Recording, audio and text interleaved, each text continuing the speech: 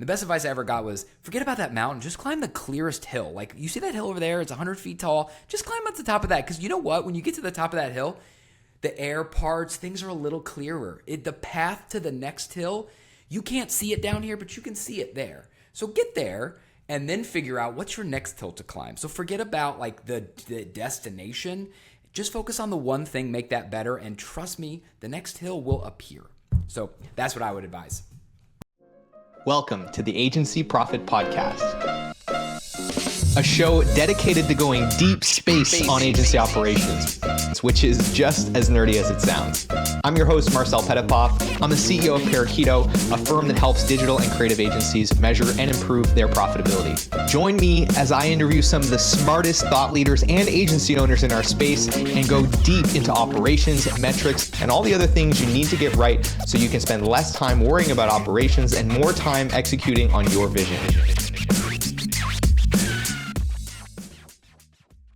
Hello, everyone, and welcome back to the Agency Profit Podcast. I have been looking forward to today's guest. We did an interview on his show, the Upsourced Accounting Show, a while back. It was one of the favorite interviews that I've done because we got so into the weeds and so nerdy. Our guest today is a person that I can really go deep on finances and KPIs and numbers with, and really understands the relationship between finance and operations, because prior to starting an accounting firm that's focused specifically on agencies, he ran finance and operations at an agency that scaled to over 50 people, had an exit. And so he's been in the weeds. So with all of that, Ryan Watson, thank you very much for being here today.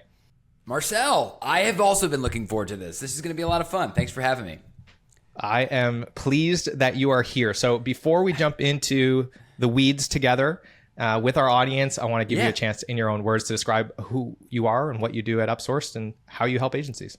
Yeah, totally. So obviously, I'm Ryan. I'm one of the founding partners at Upsourced. Upsourced, I mean, if I only used a few words, I would say we're an accounting firm for creative agencies. I'd say that's a little bit of a misnomer in that unlike traditional accounting firms, we really don't focus on the more classical compliance services like audit and tax. Our focus is predominantly on what I would describe as outsourced CFO services. And so, really we're going to work with agencies in one of two buckets. One bucket is helping them organize the financial and in some cases non-financial data to help them make decisions, and then taking that data and adding some context and meaning to it. So, for listeners of your podcast, there's a lot of complementary natures between what we do on the financial data side and what you all do on the non-financial data.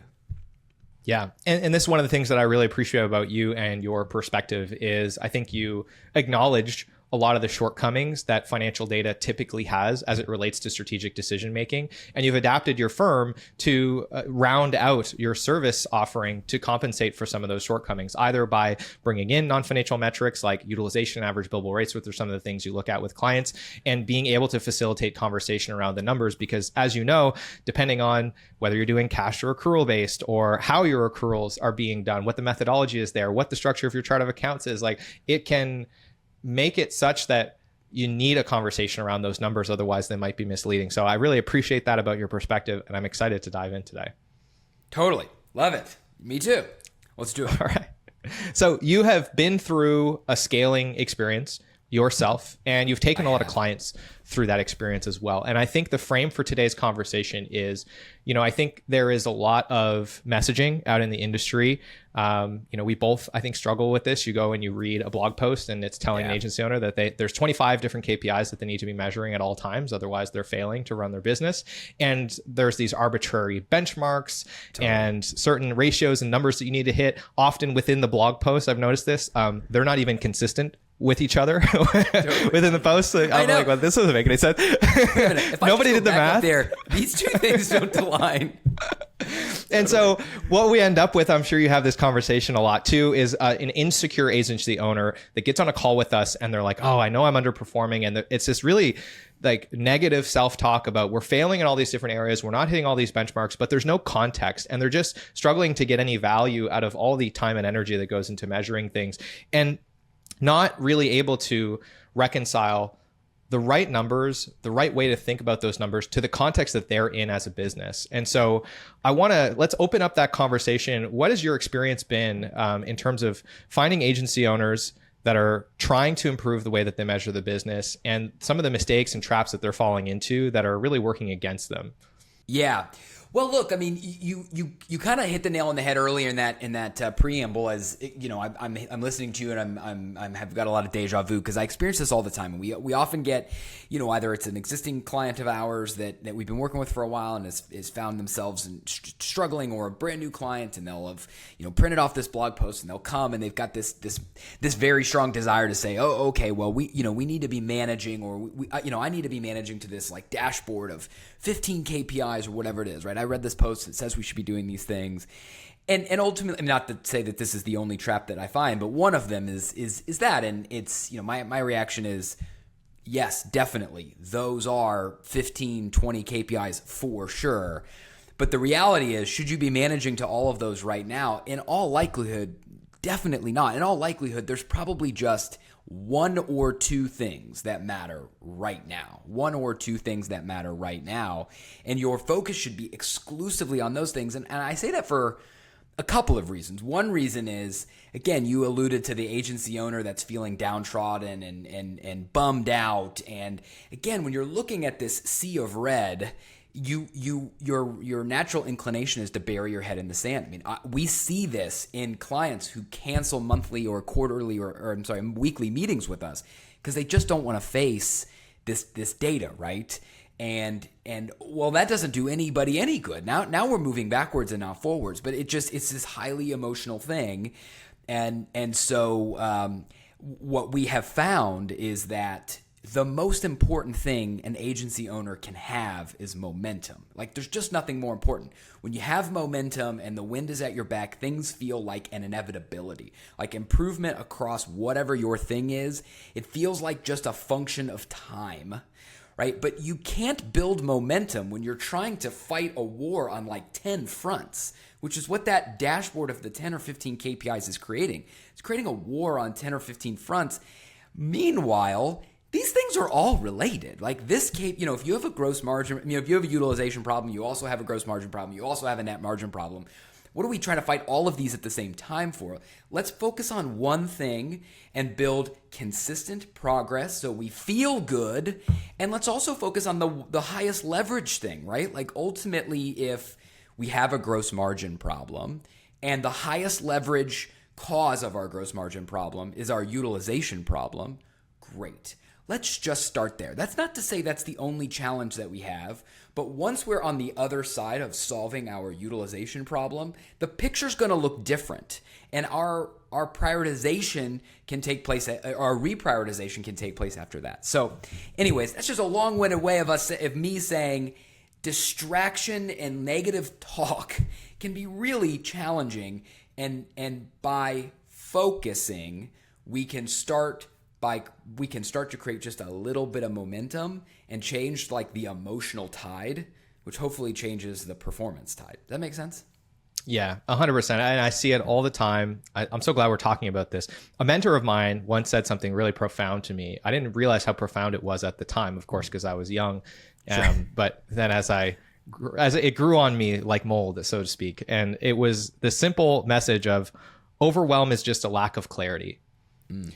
And as I went through my life, I realized, and I had moments where I was feeling overwhelmed, and I sat down and I just journaled for a few minutes, or I got organized, or I reviewed all the things I had going on and deprioritized stuff. I realized just how truthful that is. Totally. And I think that is one of those reactions that we sometimes have as agency owners when we feel that something's not going well. We conflate measuring everything and adding complexity and trying to be precise with accuracy and clarity, but it actually ends up working against us a lot of the time. But there's also a certain degree of mastery that's required. I think you and I maybe take this for granted sometimes, where we've seen it so many times that we look at a situation, we have a 5-minute conversation with someone, we know immediately what's going on. What's the issue? Yeah. And it's not that way for them. And so I think that's a big part of the reason why the initial reaction to something's not going on and I don't know what's up is to try and measure everything. So for somebody that's in that state, what's the recommendation on how they can start to work backwards to a simpler framing that allows them to find that clarity and move forward? Yeah, great question. So, we have a couple of frameworks. These are not like completely unique ways of thinking about the world. It's just our way of trying to organize these concepts to make them just a little bit more consumable. So we talk with our clients about a couple. The first is what we describe as the life cycle of agencies, which we can talk more about. But overall, what we've done is said, look, agency, we have over 100 marketing agency clients. We have seen this movie very many times. And so the reality is agencies at different stages of their maturation have very similar challenges and therefore have very similar priorities, right? So we divide these into what we call create mode, which is your classic 0 to 1, and that in the Peter Thiel context, but also in like 0 to 1 million. So 0 to 1 million is create mode, getting the thing off the ground. Then what we have is build mode, which I'll come back to because that's where a lot of these challenges live. Build mode is what I describe as the agency sort of after that first inflection point around $1 million up to, let's say, 3 to 4 million in revenue. That's build mode. And then on the other side of build mode, we have what we call grow mode, which is, let's say, that 3 to 4 million inflection point up to, call it 8 to 10 million. And on the other side of that, we call scale mode. And this is a big business that would like to be a really big business. Anyway, we've organized those in these stages so that we can talk about how to pick the one thing that matters in each stage. And so for the build mode, that 1 million to 3 to 4 million, where the majority of, at least in our experience, where we're finding agencies that have a business, they exist, but profitability feels elusive. There's probably a variety of reasons why it feels elusive. And in that realm, we believe that the game is about clearing what we describe as the hierarchy of financial needs. And so the hierarchy of financial needs is just this thing. It's just this way of organizing KPIs away from let's attack 15 to let's attack one at a time. So the hierarchy of financial needs is just like Maslow's hierarchy, where I can't worry about self-actualization until I have shelter. Similarly, we have these 5 steps. At the bottom is solvency, right? Like, can I pay my bills next week? And if I can't, then I'm not going to be particularly focused on my sales pipeline right now, because that's not going to convert to business and revenue and an invoice and cash quickly enough to solve my solvency problem. So we're just going to put that on a shelf, right? So that's the bottom, and we work our way all the way up to repeatable revenue generation. But again, ultimately, you're only on one step at a time, and we're just focused on building momentum, clearing the step, lifting our head, and then looking at the next step. So, we have these little frameworks that help us decide, okay, there's all these challenges. What's my one thing? What is the one thing that I need to care about in this moment? Hey, it's Marcel here, and I hope you're enjoying the episode so far. If you are, then I want to encourage you to check out the Agency Profitability Toolkit. It's a free set of resources that we've put together to help agency owners just like you improve their profitability. It's full of free checklists, templates, and training videos, and has helped thousands of agencies get better at measuring the essentials of their business. So if you want to grab a free copy of that, you can head to parakeeto.com/toolkit or look for a link wherever you're watching or listening to this. With that, I want to thank you again for tuning in, and I'll let you get back to the episode. Well, as you know, on this show, we like to get tactical. So if we could, let's double click on that hierarchy of financial needs. I'd love to start there. Yes. What is kind of the quick run through of where it starts and where it ends as you kind of get through $1 million? All right. I'll go through it. It'll be, and then we can go into more details. But so the first is solvency, as I described, right? Again, if I have a cash flow crisis, then it's all hands on deck, and we're just trying to convert AR to cash, or we're trying to access outside sources of cash just to keep the business alive. Once we've solved our cash crisis, if we are there, then the second is project profit is what we call it, but it's gross margin, right? It's gross margin. So gross margin is the next thing that matters the most. And again, you know this better than anyone, right? If I have a gross margin problem, then I have one of a couple of other real challenges or opportunities. One being I have a utilization problem, or the other being I have a rate per hour or a revenue per head problem, right? And so if I'm there, okay, that's where we're at, and that's what we are going to focus on. If we should be if on the other side of our gross margin, once we've cleared the gross margin step, then we can talk about clearing that. I mean, benchmarks are, every client's ideal gross margin can be very different. I have some clients at 60%, and that's great. I have other clients at 40%, and that's also great for their type of business. Anyways, after that, then I'm at cash reserves. So, okay, unit economics are good. Now I need to store away enough cash to sustain the sort of highs and lows endemic to project-based cash flow, which the majority of our clients have. On the other side of cash reserves, then now I'm looking at net profit. And so, operating margin, am I clearing enough net cash for this business? And then, and once we've solved gross margin, this is a relatively simple exercise of operating expenses, right? It's your classic budgeting exercise. And so on the other side of operating profit, then the fifth and final, the sort of marquee, the capstone is predictable revenue generation. Like, do I have some degree of machinery so I can actually predict revenue with a reasonable amount of certainty? Do I have a consistent inbound or outbound machinery? And we would say that those five things are required before you're officially in grow mode as an agency. Yeah. It's a great framework. It tracks perfectly to kind of what we see as well, right? You've got to get that foundation in place first. It's like, if you're going to run out of cash, the business is going to die. So that's like life and death situation.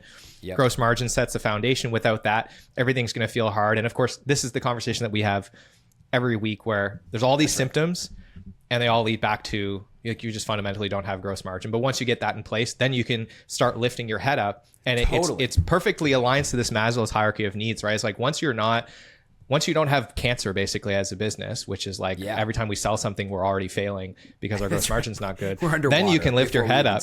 Yeah.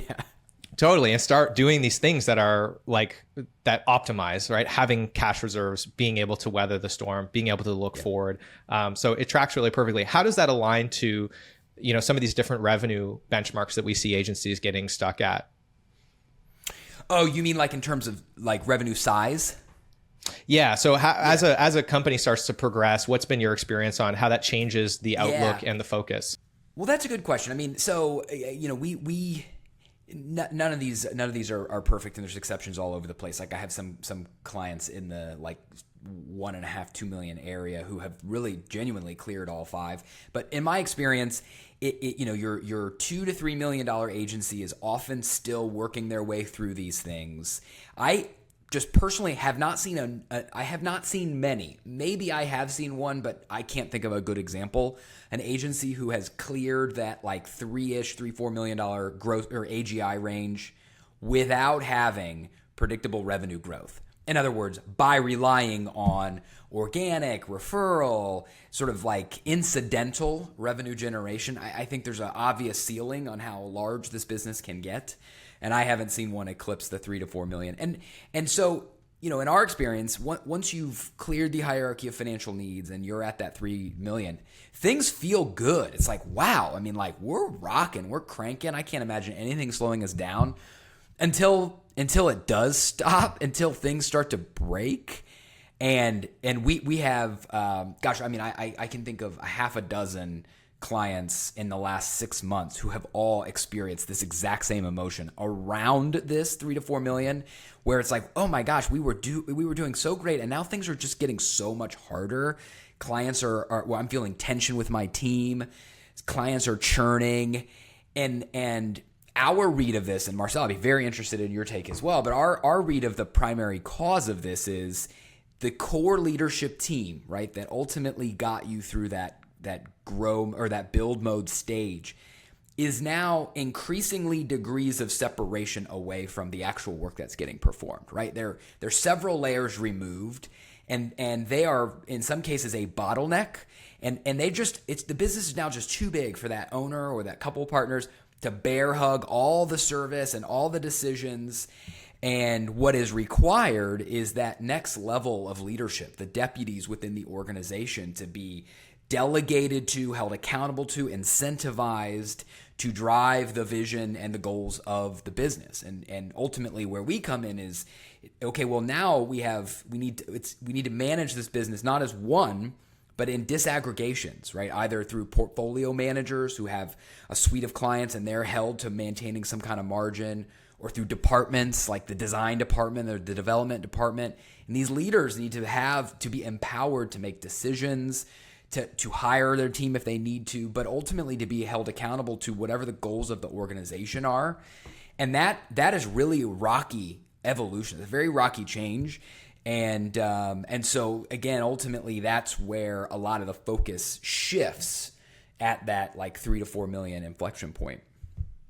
Yeah, it's absolutely the same experience that we've had.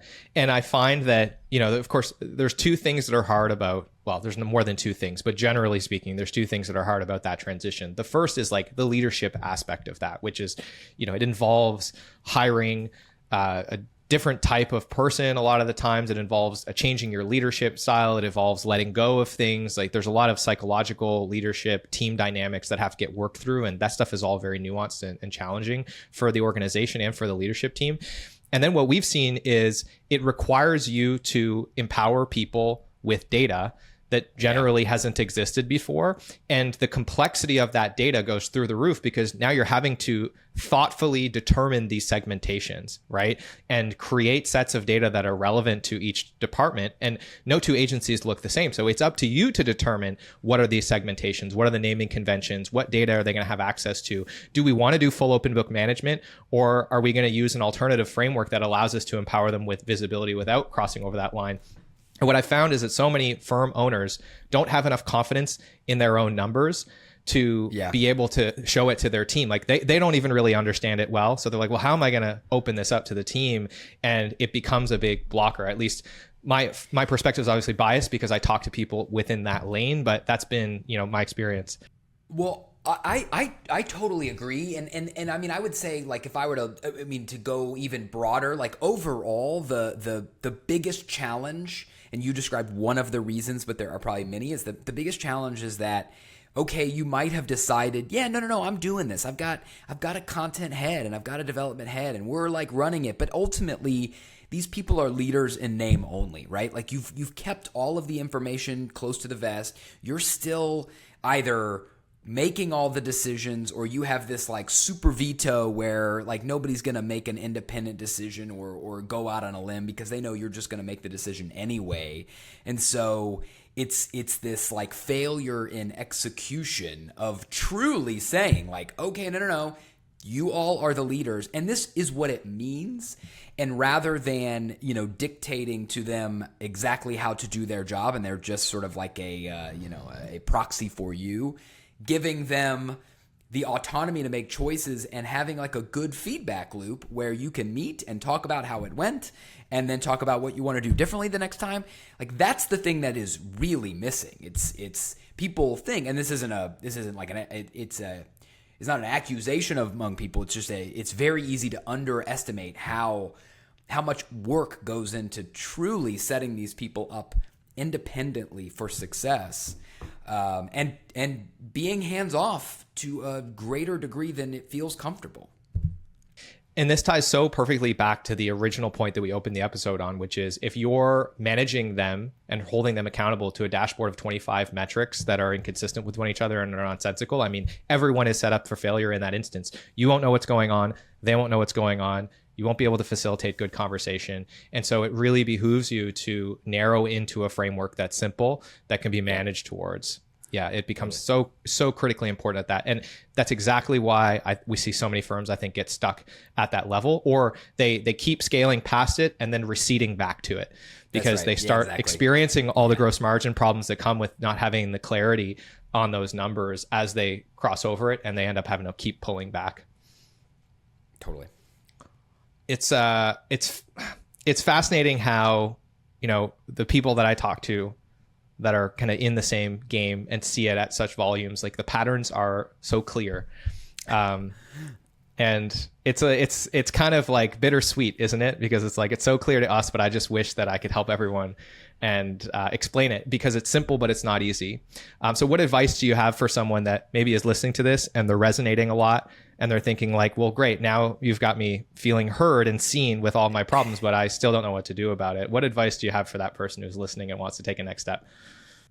Yeah, good question. Well, I mean, outside of the, the very self-serving, work with Marcel or work with us. I mean, again, I think Well, a couple of things that I think if you're listening and you're feeling seen, you're feeling like, I suspect you're at one of these inflection points we described, whether you're at the sort of build mode, what we describe as build mode inflection point, where you've got an agency that's there and there's demand, but you really are struggling to get any form of profitability, and it feels like you're working 100-hour weeks, or you've cleared that stage and you keep bumping into this ceiling and knocking back down.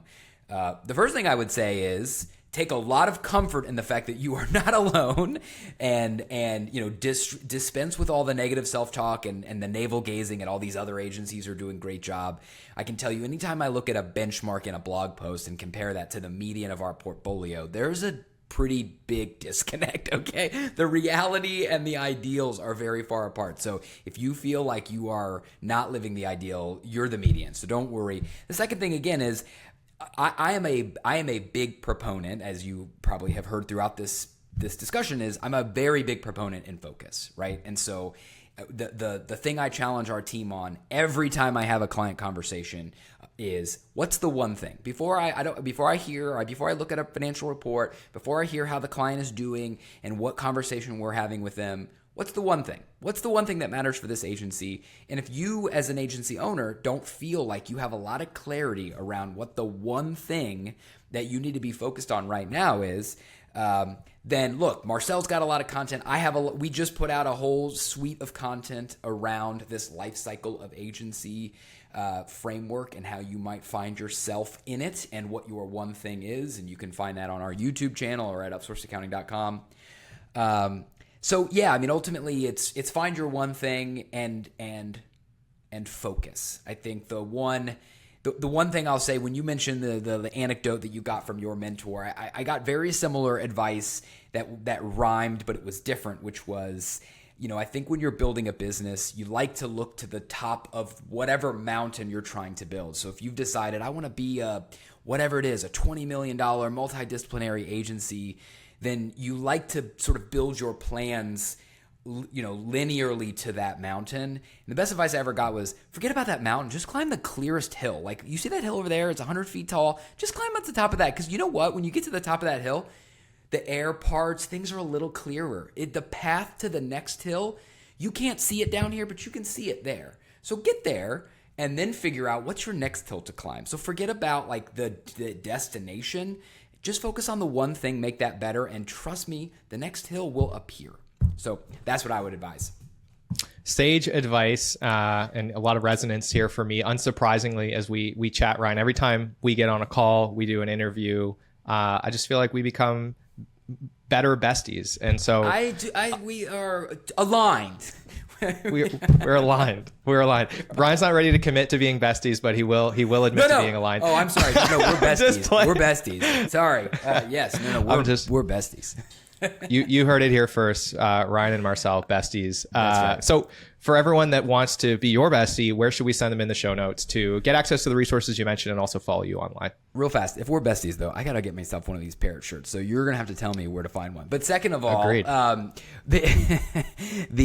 So if you want to find us, again, you can see us at upsourcedaccounting.com, or we put a lot of content out on YouTube at Upsourced on YouTube. Drop us a line. We're happy to, even if you just want to chat about where you are and what you should be focused on, we're more than happy to jump on a call and talk to you. With that, Ryan Watson, the amazing, the one and the only, great to have you. Thanks for being here. And we'll see you all listeners on the next episode. Awesome. Thanks, Marcel.